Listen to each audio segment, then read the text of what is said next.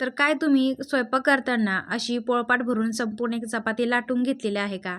म्हणजेच आज आपण आहे ना सगळ्यात मोठी चपाती बनवणार आहोत आणि ती चपाती आपण भाजणार पण आहोत. त्यासाठी गव्हाचं कणिक घेतलंय मी, त्याला थोडंसं लाटून घेतलं, तेल लावून घेतलं, कोरडं पीठ लावून घेतलं. अशी घडीवर घडी मारून घेतली आणि चपाती संपूर्ण अशी गरागरा गोल लाटून घेतली बघा मी. आणि पोळपाट भरून, पोळपाट देखील मोठा आहे ना, तर संपूर्ण पोळपाट भरून चपाती मी इथे लाटून घेतलेली बघा. आता ही चपाती खूप मोठी झाली आहे, भली मोठी झाली आहे. आता आपण हिला भाजून घेऊया.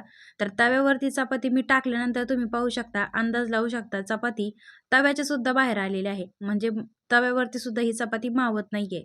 1 मिनिटानंतर हिला आहे ना दुसऱ्या बाजूने उलटून घेतलं बघा.